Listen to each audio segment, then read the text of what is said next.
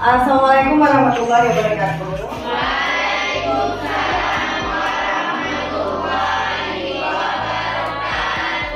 Gimana kabarnya adik-adik?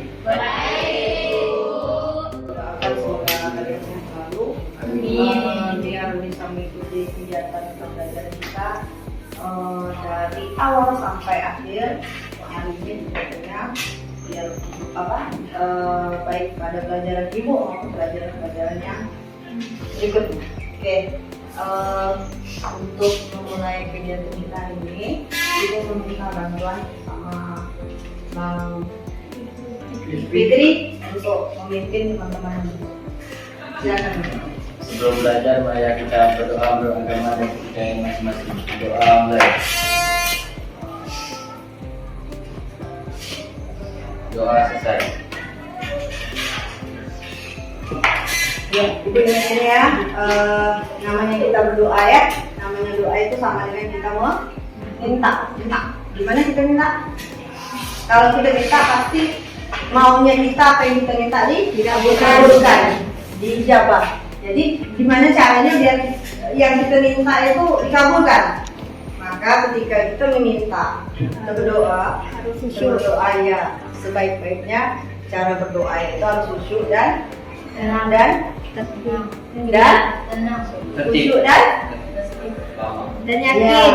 Jadi sebaik-baiknya berdoa. Oke. Nah, ibu mau absen dulu sebentar. Mau lihat kehadirannya hari ini. Sepertinya tidak ada yang tidak hadir ya? Alhamdulillah. Nah, ibu apresiasi sekali ya teman TKJ. Hari ini kalian masuk semua, bisa hadir semua. Tidak ada yang terlambat ya. Kita kasih aplaus dulu.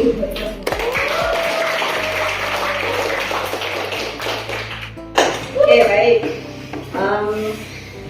Nah, kalian minggu ini ibu masuk ke materi yang baru ya, tapi materi ini masih ada kaitannya dengan materi yang di pekan yang lalu. Nah, jadi sebelum ibu masuk ke materi yang baru di hari ini, nah, ibu mau lihat dulu nih, apa masih ada yang ingat dengan materi yang sudah ibu sampaikan tentang norma pada pekan yang lalu. Nah, yang pertama, siapa yang masih ingat apa itu norma? Ibu, Ya, silakan Pak. norma itu adalah aturan. Norma adalah aturan. Betul, Ilai? Betul. Ada yang bisa menyempurnakan jawabannya? Apa itu Saya, norma? Bu. Iya. Norma adalah aturan atau ketentuan yang mengatur perilaku manusia dalam berinteraksi dengan manusia lain dalam kehidupan bermasyarakat. Iya, benar sekali. Kasih hapus lagi. Untuk minggu ini kita materinya tentang kesepakatan bersama. Tetapi di minggu pekan yang lalu, ya di pekan yang lalu, ibu sudah ada juga menyinggung atau menyinggung sedikit tentang kesepakatan bersama yang ada hubungannya dengan norma. Nah, sekarang apa kaitannya norma dengan kesepakatan bersama? Ada yang masih ingat? Bu, Ya, silakan. norma merupakan kesepakatan sosial. Iya. Kisi-kisi bersumber dari diri manusia sendiri. Iya, pertama pergaulan manusia, antar kemudian yang masyarakat ketiga, dari Tuhan, iya yang ketiga dari Tuhan, yang keempat. dari hukum atau perundang-undangan. Nah, keempat itu menggambarkan ada macam norma yang kita bahas yang di pekan lalu. Oke, baik. Bagus sekali ya. Jadi kalian masih ingat, masih melekat. Nah, kenapa Ibu ingatkan lagi supaya kalian nyambungnya dengan materi yang akan Ibu sampaikan hari ini tuh enak, connect gitu, kan? Ada hubungannya antara materi pekan lalu dengan materi yang sekarang. Oke.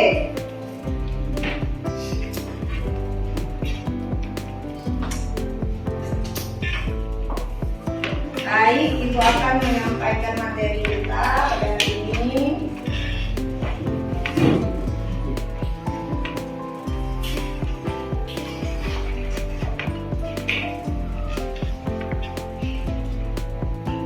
Nah, sudah bisa dilihat Ya, sudah ya.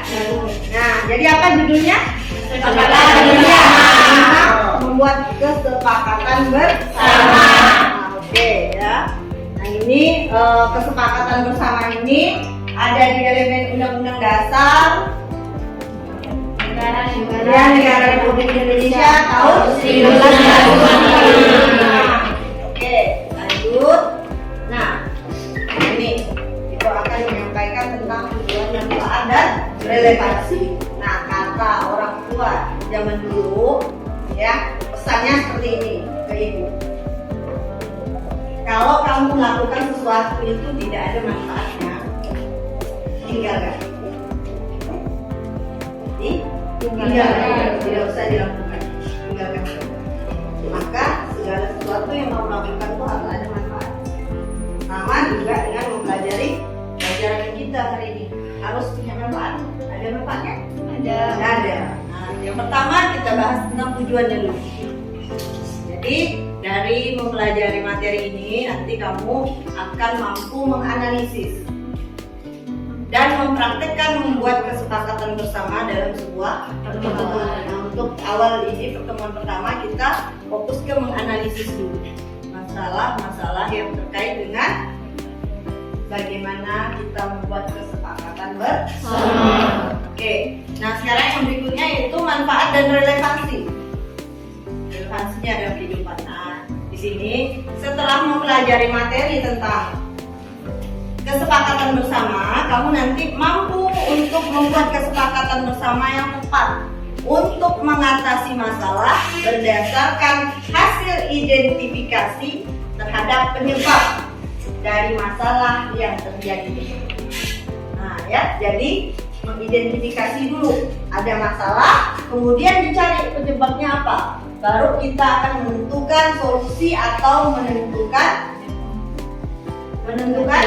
mencari cara yang paling tepat, upaya yang paling tepat untuk menyelesaikan masalah berdasarkan penyebab. Jadi tidak hanya diselesaikan, tapi mencegah agar masalah atau konfliknya itu tidak terulang lagi. Nah, jadi penyebabnya apa, masalahnya apa, penyebabnya apa, kasih solusinya yang sesuai. Ya, diibaratkan kamu sakit, dicari dulu penyebab sakitnya apa, maka obatnya akan ketemu. Nah, yang sesuai dengan sakitnya. Ya, jadi bukan sakit perut dikasih obat sakit kepala, seperti itu ya. Jadi kalau kita tahu penyebabnya, maka solusinya itu akan tepat. Jadi selain untuk memecahkan masalah, juga dia akan mencegah masalah itu terulang kembali. Oke, ya, lanjut.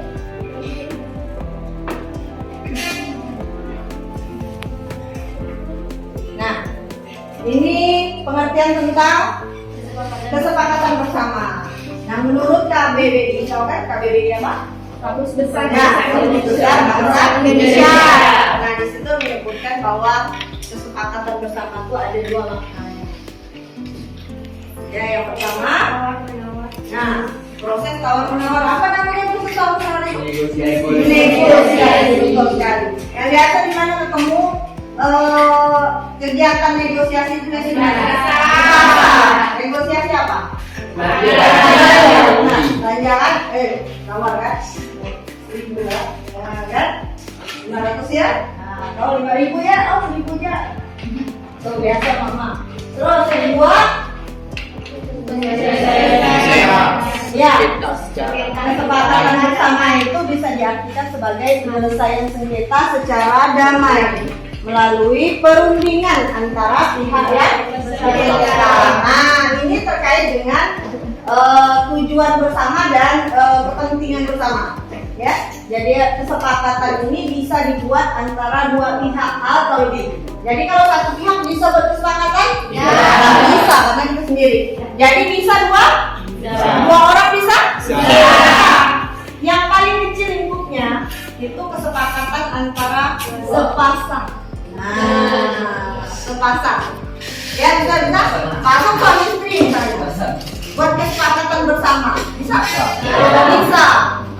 Nah, atau dua pihak. Nah, dalam lingkup yang yang paling kecil lagi itu di lingkungan keluarga. Contohnya, ya, kesepakatan antara anak dengan orang tua. Ada berapa pihak itu? Ada 2 pihak. Nah, selain itu di lingkungan mana lagi? Masyarakat. Berarti pihak yang ada di masyarakat siapa saja? RT, anak. Iya, melibatkan pihak-pihak yang berkepentingan. Misalnya bisa Pak RT, kepala desa, warganya, ya kan, anggota warganya dan sebagainya. Nah, ini jadi kesepakatan bersama itu berhubungan dengan pihak lain. Jadi harus ada keterlibatan pihak lain untuk bersepakatan. Oke, sampai di sini ada yang mau nanya dulu? Ibu kasih kesempatan kalau ada yang mau nanya. Ada yang belum jelas? Baru sampai ke pengertian ya menurut KBBI. Oke, ibu lanjut. Nah, kemudian di sini ada pentingnya kesepakatan bersama dalam menguatkan integrasi sosial. Tahu integrasi? Nah, integrasi itu lawannya disintegrasi. Nah, kalau ada integrasi ada namanya disintegrasi. Integrasi itu penyatuan, peleburan. Kalau lawannya pecahan. Nah, sekarang apa pentingnya kesepakatan bersama dalam menguatkan integrasi sosial? Nah, itu kan yang bisa baca.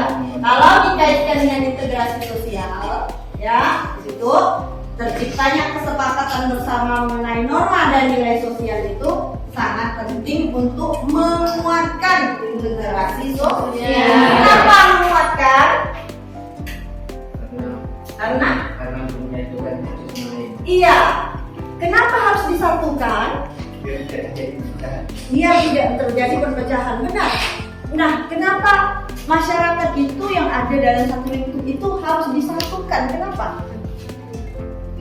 Karena beda-beda pendapat. Iya, karena dia berbeda, berasal dari budaya atau berasal dari suku atau berasal dari ras yang berbeda.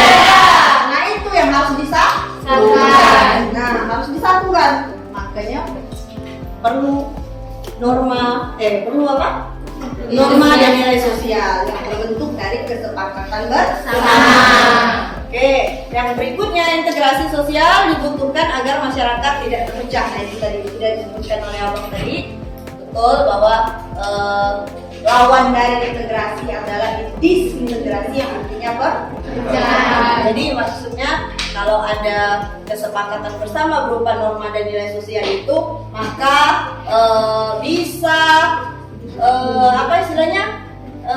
Membuat sebuah masyarakat itu dalam satu kelompok itu tidak terpecah walaupun ada menghadapi tantangan. Nah, ada tantangan yang dihadapinya, ada banyak konflik, jadi tidak terpecah gitu saja. Ada yang menguatkannya, ya. Oke. Berikutnya, nah, bentuk kesepakatan bersama. Ada berapa bentuk? Kesepakatan bersama ada 2. Yang pertama nah, yang tertulis itu kalau dalam peraturan perundang-undangan dalam sebuah negara itu produknya berupa peraturan perundang-undangan yang tertulis. Ya, produknya peraturan perundang-undangan. Nah, kalau untuk di lingkup sosial, ya, di lingkup masyarakat, kesepakatan bersama itu bentuknya ada yang tertulis dan ada yang tidak tertulis. Kalau yang tertulis, contohnya kata tertib sekolah. belum, di lingkungan masyarakat belum. Contohnya norma yang tertulis apa norma? Norma hukum. Nah, kalau yang tidak tertulis seperti norma kesusilaan, norma kesopanan, norma agama. Ya, yang disepakati apa semuanya sama dalam sebuah komunitas warga masyarakat sama? Tidak. Ini sama, di sana lagi. Sama dia. Nah, dalam hal peraturan yang tidak tertulis itu norma yang berlaku beda-beda dalam setiap kelompok masyarakat. Nah, ya jadi tergantung dengan kesepakatan yang dibuat masing-masing. Mau menerapkan norma apa? Kalau tentang perilaku seperti apa? Yang berasal dari mana? Seperti itu. Ya, paham ya? Oke, nah kemudian ini contohnya di lingkungan sekolah. Nah ini ada dua. Mana peraturan yang tertulis, mana yang tidak tertulis? Coba. Bisa ada yang bisa? Coba. Siapa yang bisa? Aturan antar sesama teman. Coba Kak, angkat tangannya. Yang bisa? Ya, silakan Kak. Dari contoh di lingkungan sekolah, yang tertulis yang mana, yang tidak tertulis yang mana? Yang tertulis tata tertib sekolah, yang tidak tertulis aturan antar sesama teman. Ya, yang lain betul? Nah, oke, lanjut. Untuk di lingkungan masyarakat ada dua lagi. Nah, ada dua lagi. Ini peraturan RT, ini bukan rumah tangga, tapi rukun tetangga. Nah, ini siapa yang bisa? Siapa yang bisa? Angkat tangannya. Boleh semua? Ayo siapa? Siapa yang bisa? Katakan. Bedakan antara peraturan tertulis dan tidak tertulis. Bu, Ya, silakan Mbak. peraturan tertulis itu peraturan RT, yang tidak tertulis peraturan kampung. Yang lain setuju? Setuju. Betul? Betul. Ya, nanti sampai di sini kalian sudah bisa bedakan antara contoh peraturan atau bentuk peraturan yang tertulis dengan tidak tertulis yang ada di lingkungan sekolah sama di lingkungan masyarakat. Nah, sekarang kalau kita berbicara di lingkungan sekolah, kalian pernah lihat real dari peraturan tertulis? Nah, yang dilihat seperti apa? Bolos. Bukan isi aturannya, bukan konsiderannya, tapi bentuk peraturan yang kamu lihat itu yang ada di mana? Di depan sekolah. dipajang atau ditempel di Mading. Di mana lagi? Di kantor. Di depan Di depan kelas. Di mana lagi? Dalam kelas, Di dalam kelas. Di mana lagi? di kantin. Di kantin, ada aturan kantin. Terus sudah? Terus apa maksudnya ditempel aturan itu di sana, di sana, di sana, di sana, di sana? Supaya ingat. Supaya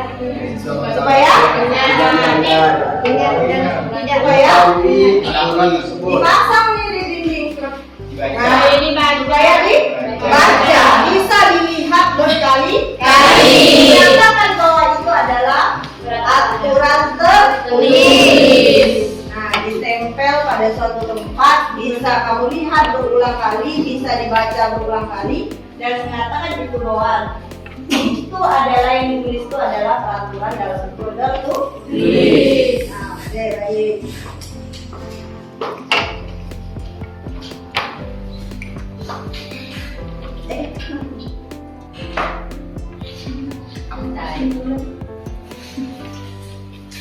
Nah,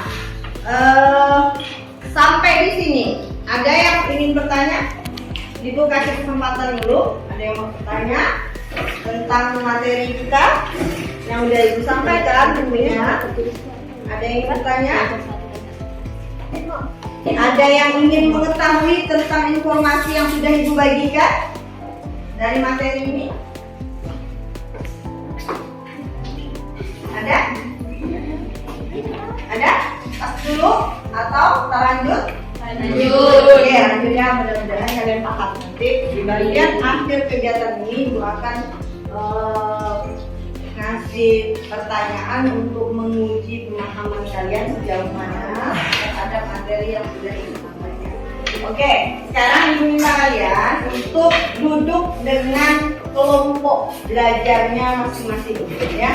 Dimulai dari sekarang.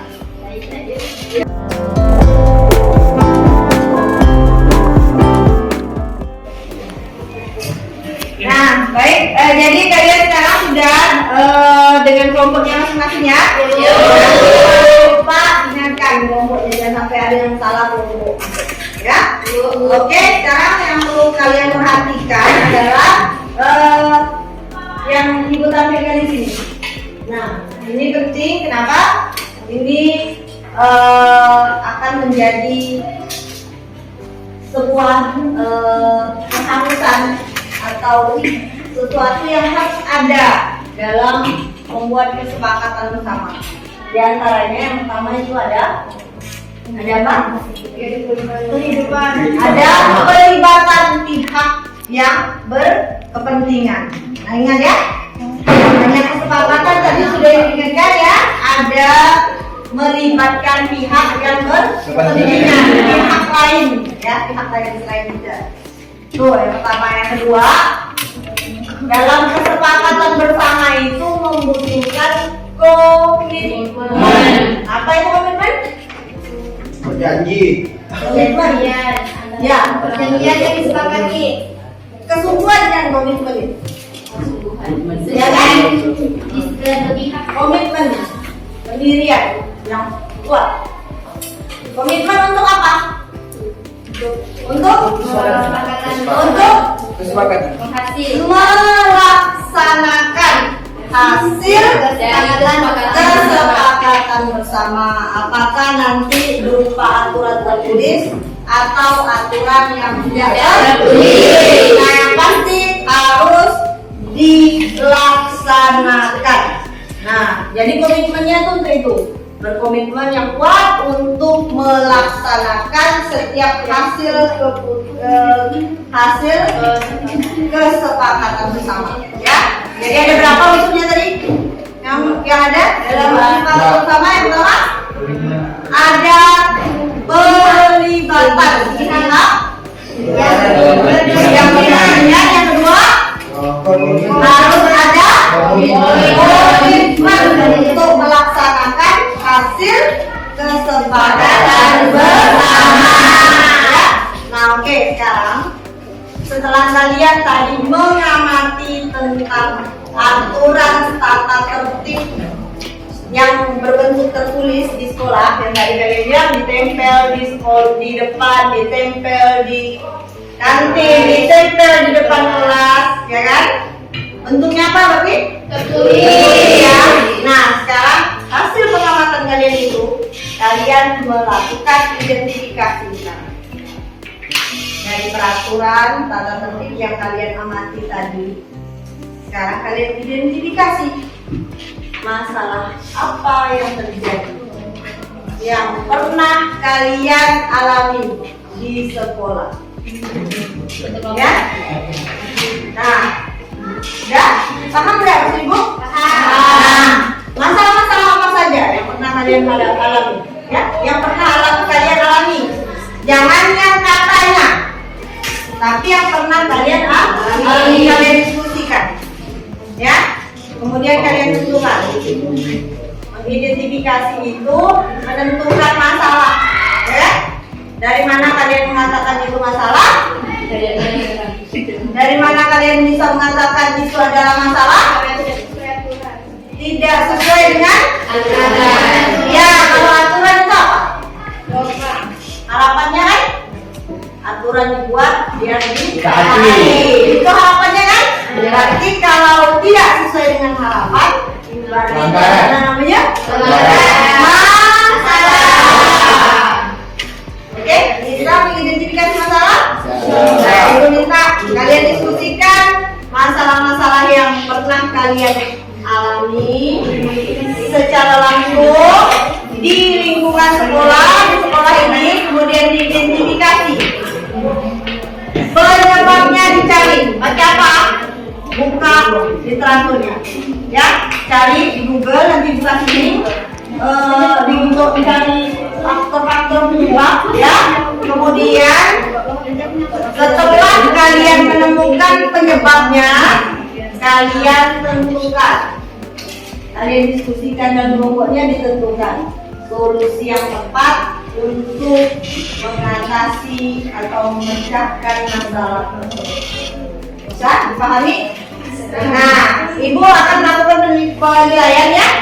Penilaian proses Ibu lakukan itu untuk menilai keaktifan kamu dalam berkolaborasi dan bekerja sama dari bisnis kelompok ya.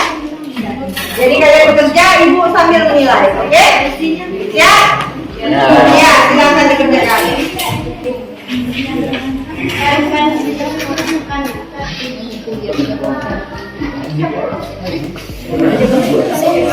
Ada sih.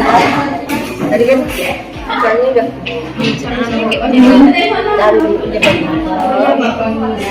dari penyebab dia merusak fasilitas sekolah itu apa? ya, Habis itu bisa dicari dari misalnya dari keluarga ini penyebab terjadinya pelanggaran aturan, ya. Kemudian udah dicari penyebabnya, nanti diidentifikasi penyebab mana yang paling yang paling tepat dengan keadaan kita di sekolah. Nah, kemudian setelah itu baru didiskusikan dalam kelompoknya solusi yang tepat untuk mengatasi hal tersebut. Oke?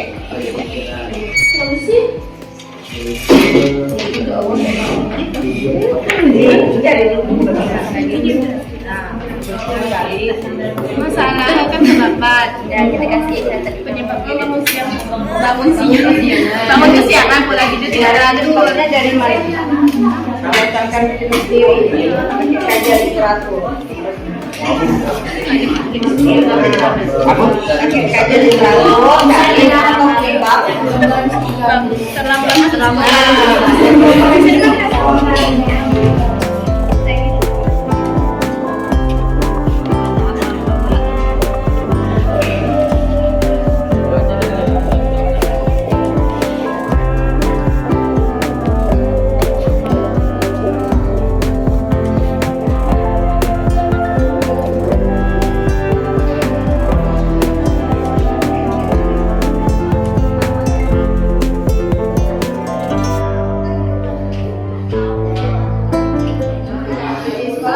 aturan yang mengatur tentang belajar kedatangan ada, apakah aturan itu diketahui oleh siswa itu atau tidak? Diketahui. Apakah waktu membuat aturan itu sudah disosialisasikan oleh siswa? Enggak. Nah, berarti nanti dicari faktor lain yang menyebabkan, ya.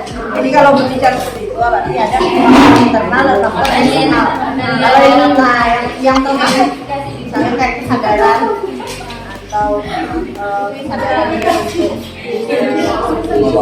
ada di dalam internal.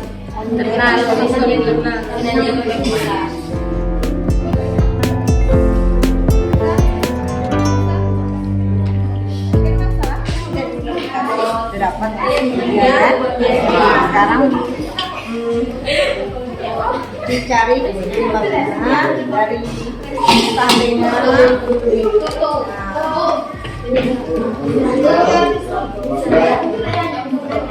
Ada itu enggak?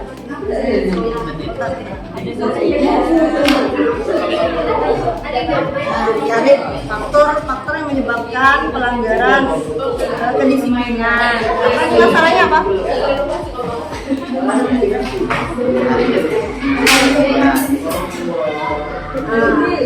Dikelompokkan dulu. Berarti kalau dia menggunakan aksesoris yang tidak sesuai dengan aturan, berarti itu termasuk masalah apa? Masuk kemana dia? Kalau misalnya datang terlambat, kan bukan berarti yang melanggar kedisiplinan. Nah, kalau dia pakai aksesoris yang tidak sesuai itu masuk ke mana? Coba diidentifikasi dulu masuk mana. Lalu setelah itu kamu mencari penyebabnya. Misalnya kalau udah ketemu kita tadi menyebabkan terlambat, melanggar kedisiplinan, nah baru dicari.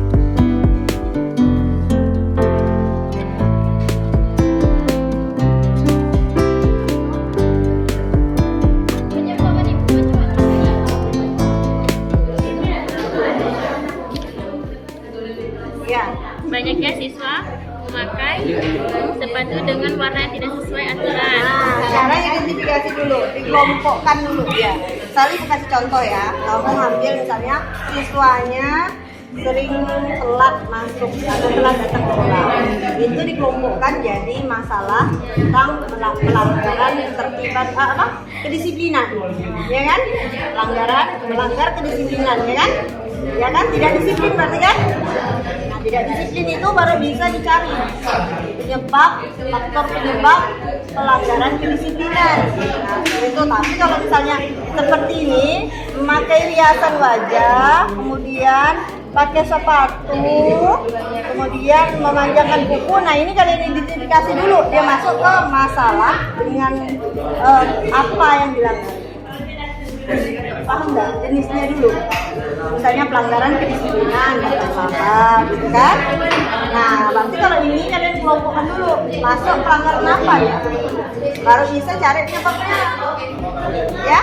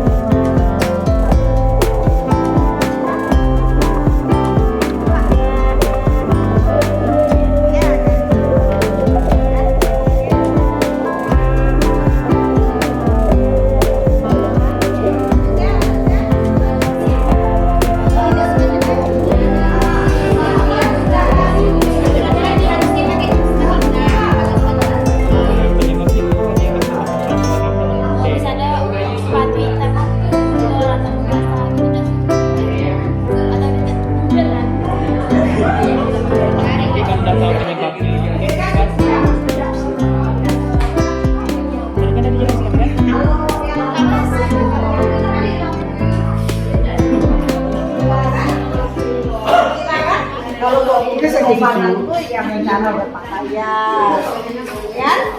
Nah, kalau yang lain itu termasuk ke makanan yang berasal ya.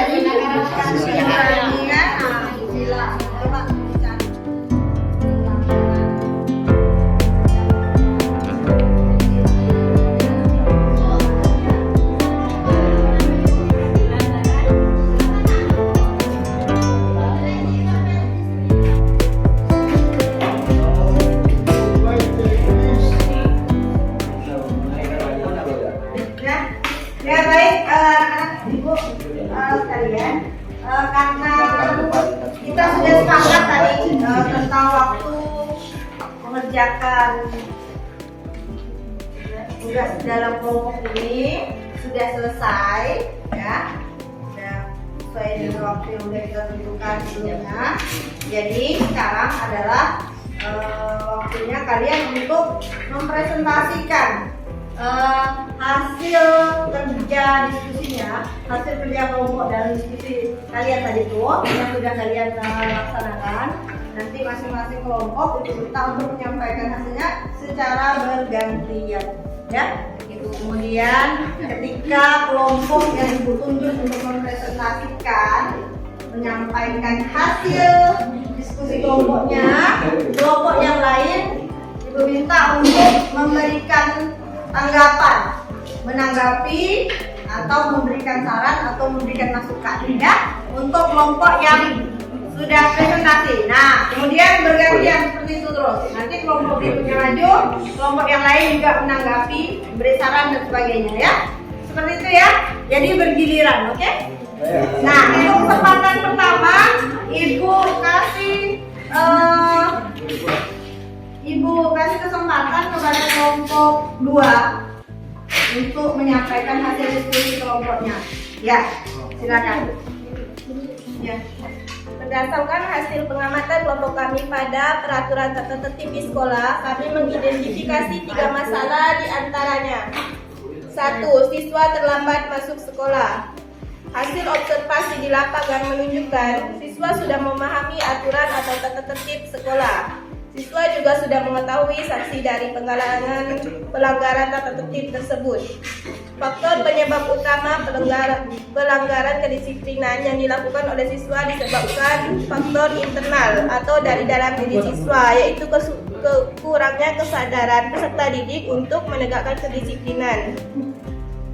Adapun upaya untuk mengatasi masalah tersebut adalah memberlakukan kode etika siswa, penegakan sanksi pada siswa yang melanggar, penanaman kesadaran berdisiplin dari diri siswa, menggalakkan keteladanan dari guru, memberikan angket kesepakatan, kesediaan mematuhi aturan sekolah. Sekian dari kelompok kami, terima kasih.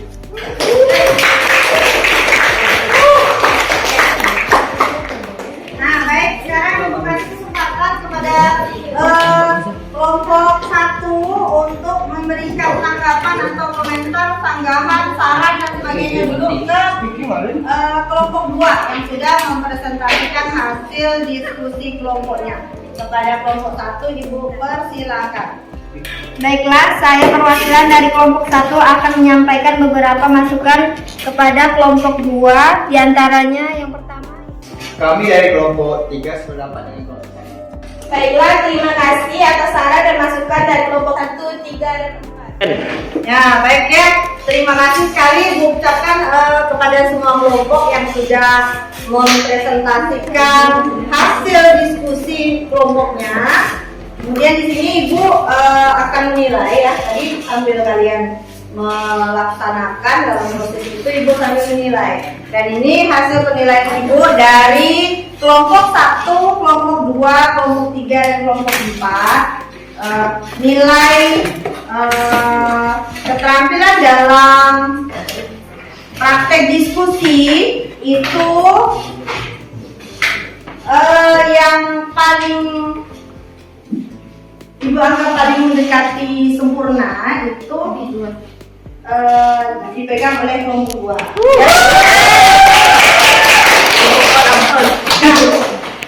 Nah, baik, di sini sebelum kita lanjut ke bagian berikutnya ya, Ibu mau merefleksi dulu. Ibu mau menanyakan ke kalian apa saja yang kalian hadapi, apa saja kendala yang kalian hadapi selama kalian mengikuti proses pembelajaran dari awal sampai akhir ya, dari awal mulai mengajar tadi di awal sampai dengan saat ini. Nah, ada nggak yang bisa menceritakan sama Ibu apa sih kendala-kendalanya yang kalian hadapi? Ya, Saya, Bu. Ya silakan Mbak. Kendala yang kami alami yaitu pada saat berdiskusi yang pertama sulit menyatukan pendapatan yang berbeda. Iya. Yang kedua yaitu sulit menentukan buku atau sumber bacaan yang relevan selain link yang diberikan guru. Yang ketiga, kualitas jaringan internet kurang baik sehingga proses pencarian informasi memakan waktu yang relatif lama. Oke. Sekian, terima kasih. Baik. Nah, kita kasih aplaus untuk Oke ya. Jadi mungkin ini juga kendala yang dihadapi oleh teman-teman yang lain ya. Jadi kita kalau dengan jaringan internet ya. Kemudian nanti untuk mengupayakan sulit menyatukan pendapat, berarti kalian harus lebih bisa berkolaborasi dan bekerja sama dengan kelompok ya. Kemudian kalau mencari sumber bacaan, nah nanti bisa Ibu kasih link yang lebih bervariasi ke kalian, biar kalian bisa punya banyak sumber bacaan yang bisa kalian akses dengan mudah ya. Oke, baik. Terakhir, Ibu minta masing-masing perwakilan kelompoknya untuk membacakan kesimpulannya. Ya, bisa dimulai dari kelompok mana? Silakan. Baik, ada yang bisa menyimpulkan pembelajaran kita pada hari ini? Ada yang bisa menyimpulkan membantu Ibu? Menyimpulkan Perwakilan itu Bu atau boleh, perwakilan boleh, individu boleh. Yang bisa menyimpulkan dengan baik. kesepakatan bersama, yaitu kesepakatan yang berkaitan dengan integrasi sosial yang dilakukan dengan cara negosiasi yang bermakna konsensus, dan semua komitmen yang disetujui harus dilaksanakan dan ditaati. Nomor 2.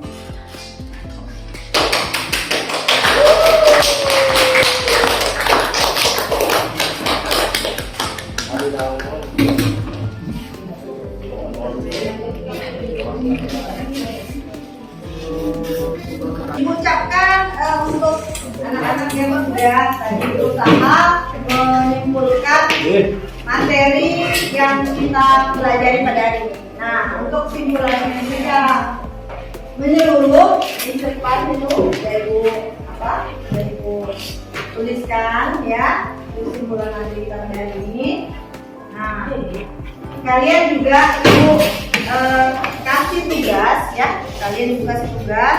Tugasnya ada di LKPD yang sudah ibu bagikan, kemudian juga ada ibu kirimkan link untuk mengerjakan tugasnya ya. Jadi kalian isi langsung di Google Form ya. Setelah kalian isi segera dikumpulkan, dikirim ya ke ibu.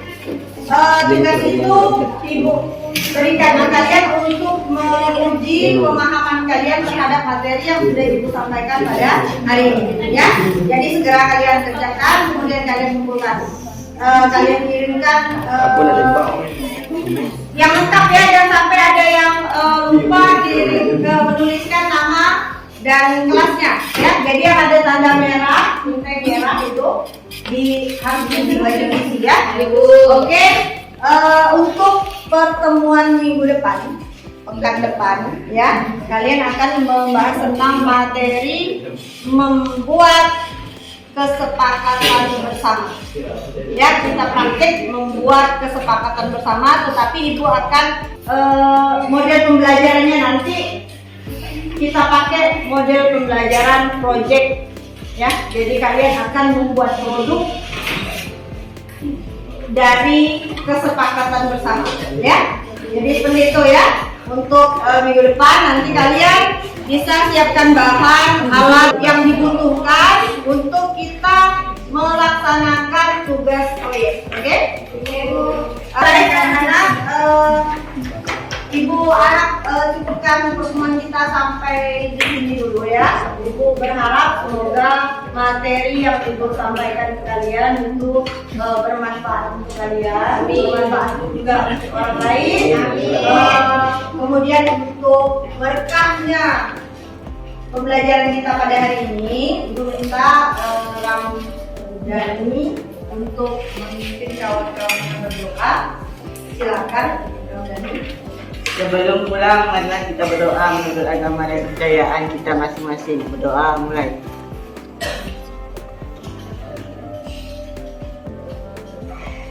Berdoa selesai. Baik, terima kasih Kak Dani yang sudah kita berdoa. Baik, pembelajaran kita hari ini, mari kita terakhir baca hamdalah.